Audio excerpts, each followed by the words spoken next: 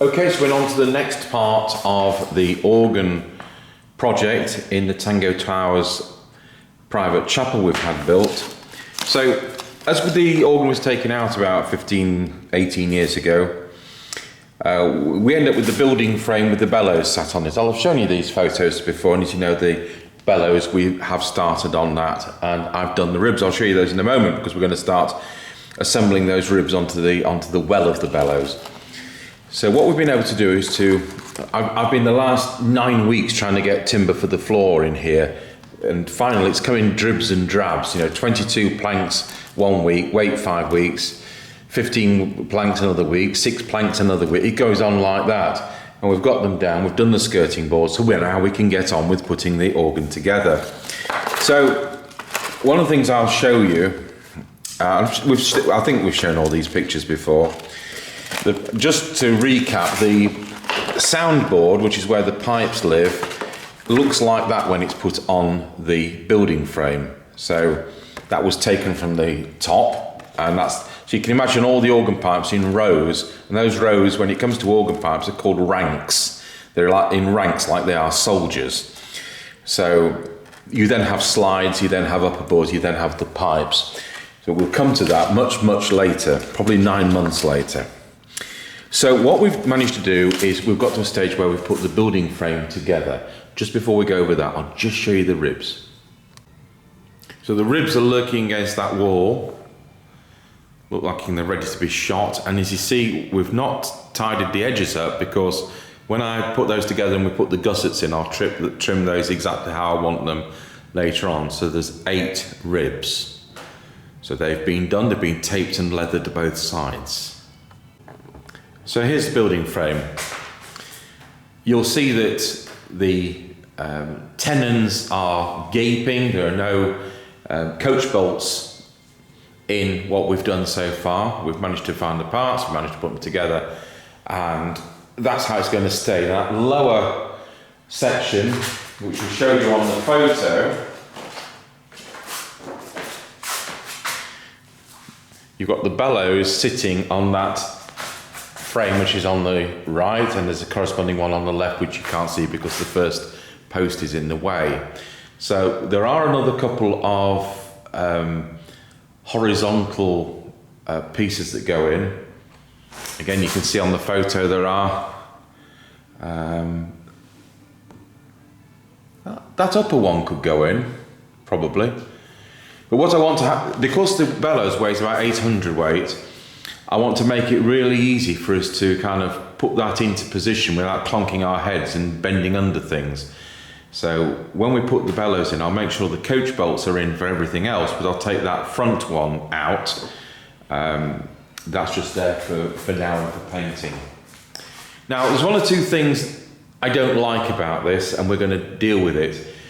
If I was an amateur and we bought a redundant organ from a church, I presume we'd take it apart and we'd put it back together again, hopefully, and probably clean the dirt off it, and that would be it.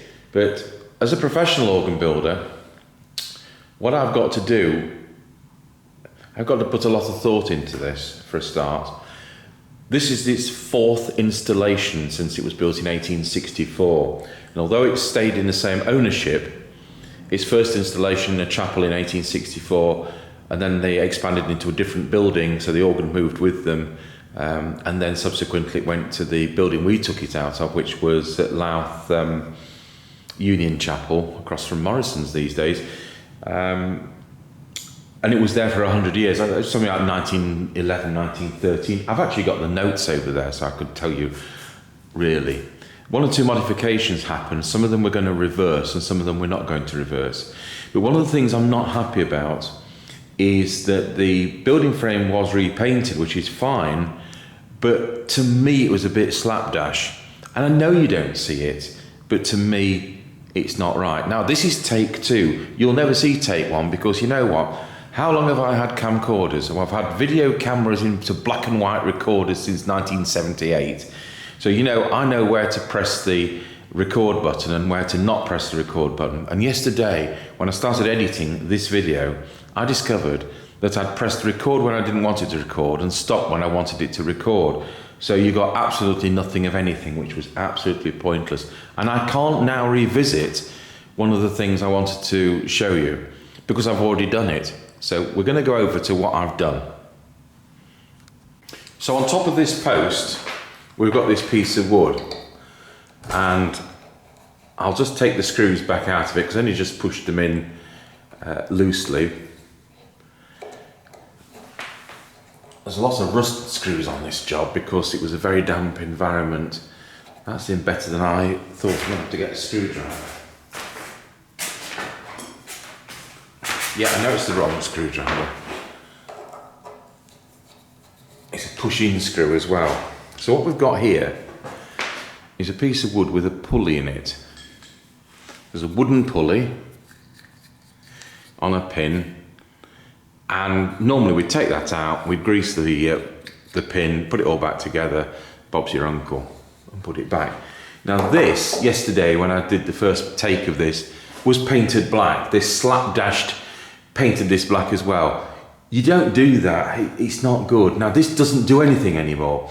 When this organ was hand pumped, there would be a cord going to the bellows top, and as that rose, as the bellows top rose with the wind in the organ, the cord would have a lead weight on the end of it, and it would go up and down correspondingly to the where the bellows was. And that would be a telltale for the person pumping the organ by hand to know when the bellows was full and when it needed more air into it. You know, it's had a blower on it since 1950, and that isn't going to do anything. But nevertheless, I'm not going to take it off because in 75 years' time, perhaps somebody else will be still installing this organ in somewhere else. So I want that to go back in. It was painted black, and I've cleaned the paint off with methylated spirits. So if I go over to the right, we've got a piece of timber on the building frame there on the right, and that's how it should be. You've got the building frame painted black, and you've got no paint on that timber. That's what that should have been, the other one. Then at the front here, this has happened again. So we've got a piece of timber which holds the composition trundle frame into position. There's a mechanical memory system which has preset stop selections for the bottom keyboard. Pretty pointless, to be honest, on an organ with 5 stops, but nevertheless it's there. And without boring you, these mechanical memories were invented in the 1400s, so this organ may be 1864, but there you go. So this needs unscrewing, and this black paint needs to come off it. Now further down the organ, this is where I say we've got to put some thought into this. We've got a square. It's as stiff as anything because it needs the pin to come out, it needs to be greased, centres need to be checked. And this is a blacksmith made kind of thing. There's a piece of felt there to stop it banging. We'll be replacing that, of course, because that's got some. There's our repeater over the tannoy system. So that's a piece. Again, it's got bits of paint on it. We'll take that out. We'll sort the square out. So these are all these little remedial things that need doing. We'll then paint the building frame, and then we'll screw it together. And what else was I going to tell you? Oh yeah, so what this is part of the swell pedal. So to change the volume of how the organ plays, the top keyboard on most 2 manual organs in the UK is called the swell organ. So your bottom keyboard is the grate, the top keyboard is the swell. The swell is a wooden box like a garden shed with shutters on the front like Venetian blinds, except the Venetians copied organs to invent their blinds, not the other way around. And by opening and closing those shutters, you can make the organ louder or quieter from that keyboard. And what that does is operate some of the mechanism, the mechanical mechanism to make those shutters happen. Now, when this organ was built by Forster Andrews in 1864, it would be what we call a ratchet swell pedal. So at the right hand side of the pedal board would have been a pedal which you could lock in closed or open position, and the swell shutters would thus be open or closed. But then the French idea of having a central swell pedal which you see on electronic organs and pipe organs these days, came in. Now, because the organ went back to the factory somewhere around 1913, for its rebuild to go into its previous installation at Louth, because it was factory modified, I'm going to let some of these modifications stay put. So the central swell pedal was installed, so it's wrong for the era, but it's a factory modification from 1914, 13, whenever. The pedal board would have been 25 note. I think it's now 29 note. I don't think it's 30. The UK standard for organ pedal boards is 30. Bottom C, middle F. But this I think only goes to E. The United States standard is 32 pedals. So some of these modifications, I'm not going to put it back to a 25 note pedal board, and I'm not going to put it back to the ratchet swell pedal. But what we are going to do is one of the ranks of pipes on the bottom keyboard has been swapped from what should be a 15th at 2-foot pitch to a Dulciana at 8-foot pitch. And I think with its limited specification, with 4 stops on the top keyboard and is it 5 on the bottom keyboard, I just think that the church felt there was nothing quiet. You know, I just think that way. But there are ways of playing the top keyboard quietly with it being able to be closed off with the swell shutters. It has a 16-foot board on in the swell. I think if you played that an octave higher, it would sound like an 8-foot flute. So there may be ways of getting away with it. But anyway, I'll be having a brand new 15th manufactured exactly the correct specification for this organ from the pipe makers at Leeds. So that is the preamble to that. So I think what we're going to do, I'm going to just show you why we haven't bolted the building frame together. I'm going to go over to the storage department where this organ, the rest of it's currently installed.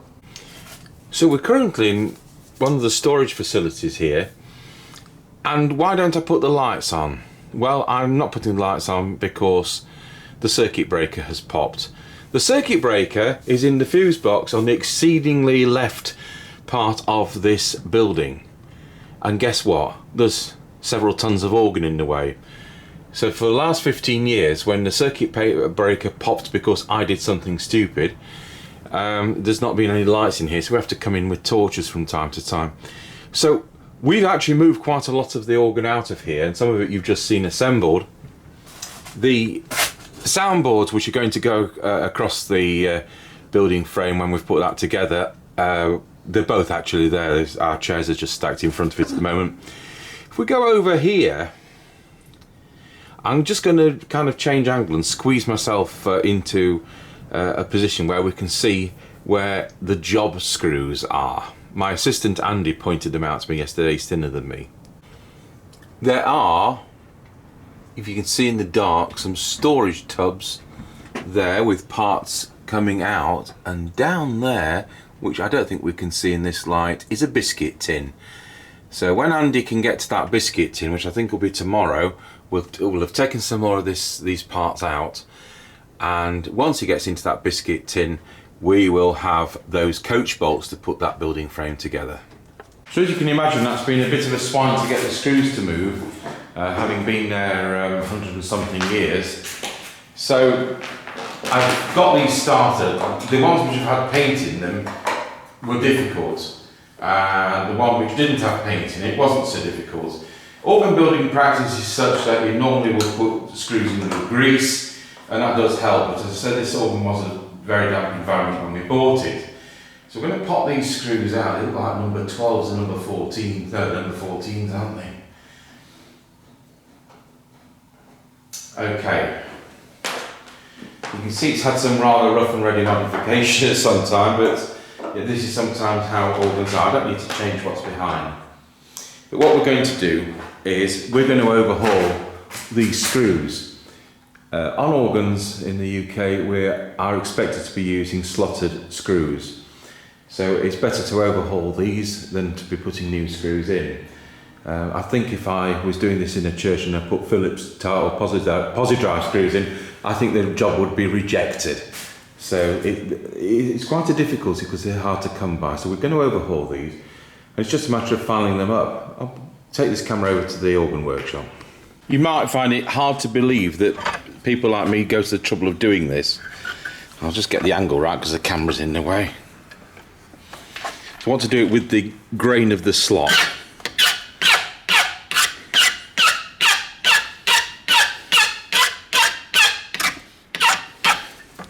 Especially if we can actually tighten the vise enough.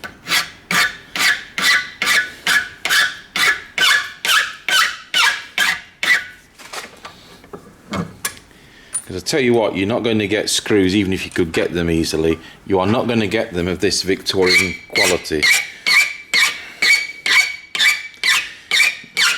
This scraping is going through my teeth.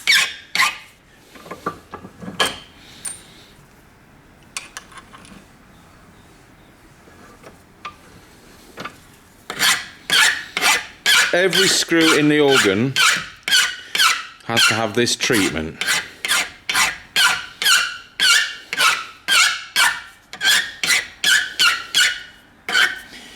So now I need to run a hacksaw through them.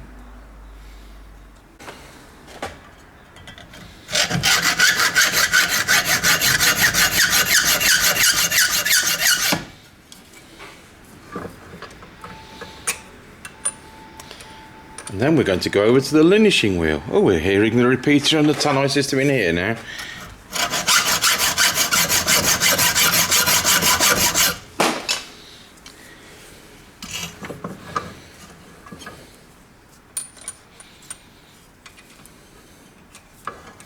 Guess how many thousand screws there are on these organs?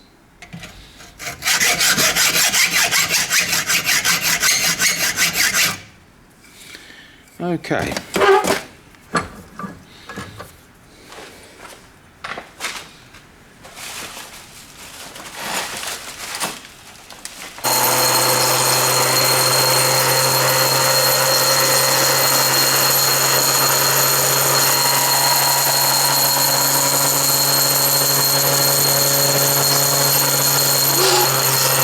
Oh, that's really handy. It needs tightening up. It would do, wouldn't it? I'll get Mr. Chippy to do that later.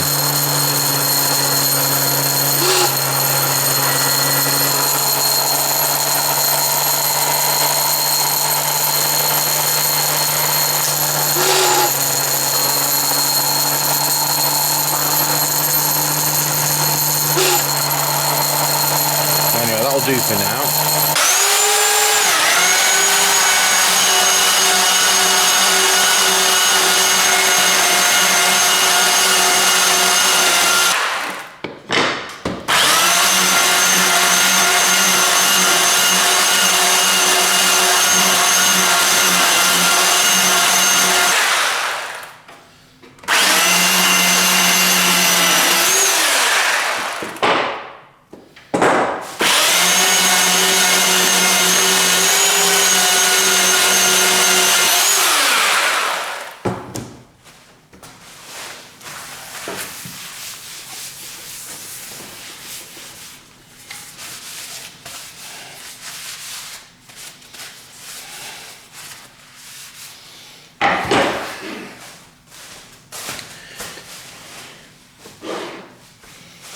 So the next piece I've taken off from the bottom right hand leg is this. The screw which was holding it was body bound, and in taking it out it's broken. So we've got a new 2.5 inch 12, which hopefully is the right one. But once again, this needs cleaning up. It's not so much it's got paint on it this time, it's just a bit mucky.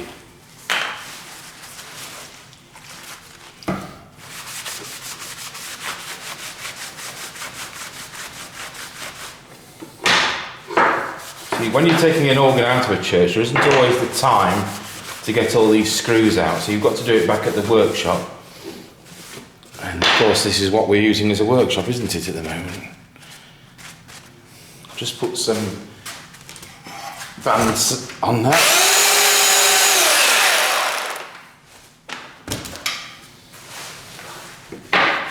They'll probably be filled with grease. Just run over those.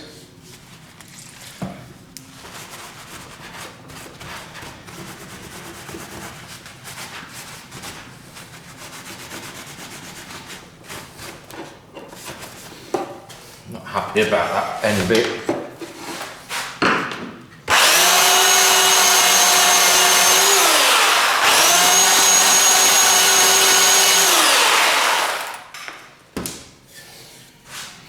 I think that's gone a bit too far. We're going to need to put some stain on that,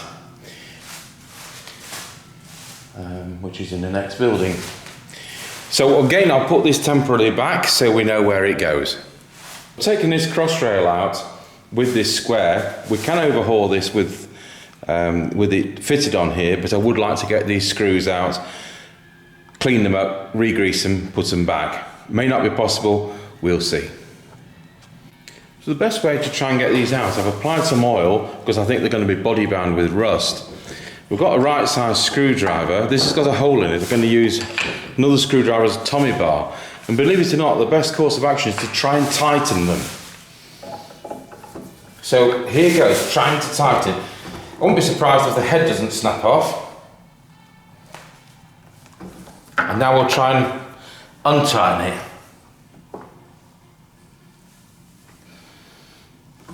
Now he's moving, that doesn't mean it's going to come out.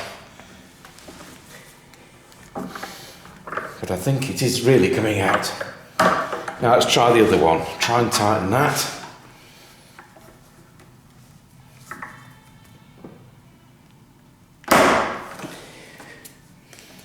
Managed not to snap the screwdriver, managed to see if we can untighten that one.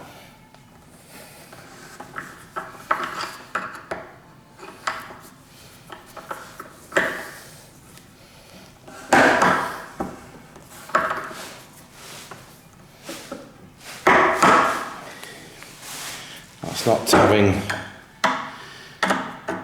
as much effect. See if we can, with the cold chisel. Once again, try and tighten it.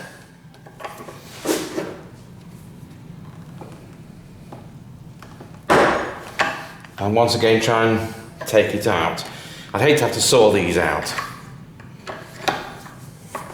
At least we've got one.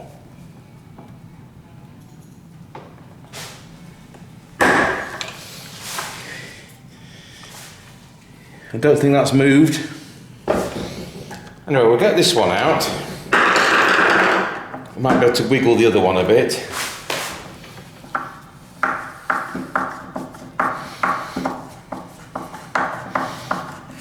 +150 years in a damp environment isn't easy.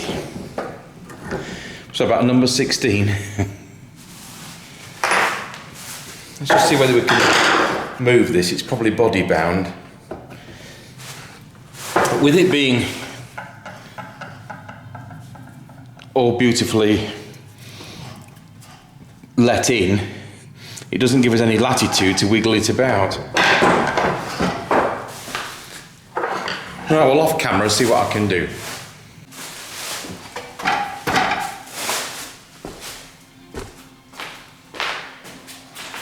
So what we have here is a 17 tube, 2, 4, 6, 8, 10, 12, 14, 16, 17 tube pneumatic block. So the bottom octave will be 12, that's 12 plus 17 is 29. I think there's 30 pedals, I'm not quite sure. But anyway, that's a 17 tube pneumatic block. And the idea is it splits in two so that half of it stays with the organ and half of it can be removed with the chest if it needs to go in for maintenance or for taking the organ out. But we just had to pull all the tubes out because we couldn't shift the screws. So I've taken it away from the building frame. There was one C screw, I've done that successfully. I've also taken these two screws out in the vise. Well, as far as getting them started I have.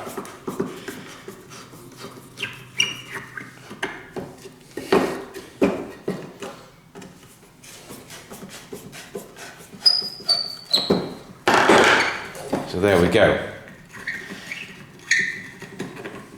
So that splits, and there's a leather gasket between the two.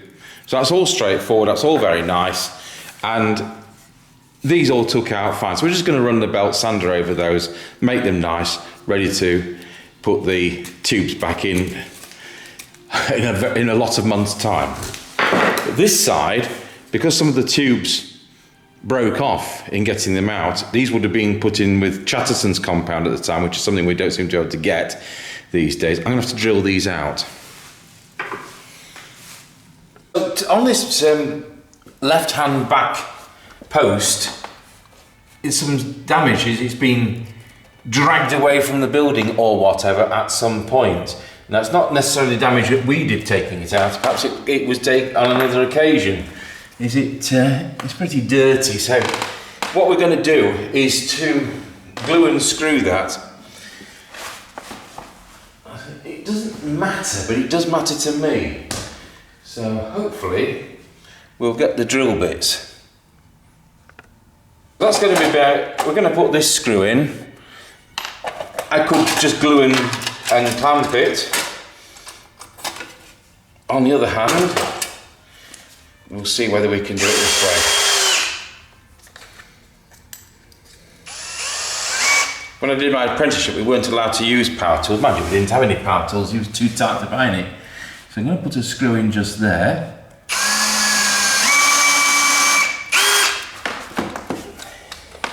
They don't want to be body bound ever, so they need to be the right hole.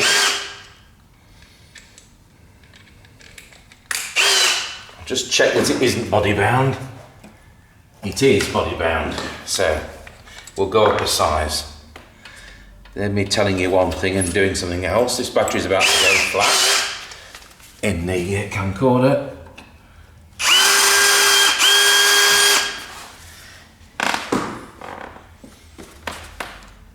That's not body bound. And then just take that drill out, put a countersink bit in.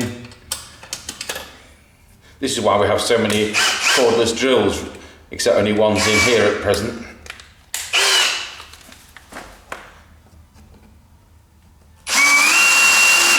So that's now countersunk. So what we want is the glue. We're using Evo stick PVA. This is where we're not going to be traditional because I want this to be strong and to work. So that's now nicely in that joint. Put some grease on the screw in the usual organ building tradition and put that screw in. Normally we'd do a small pilot hole further, but I don't think we need to this time.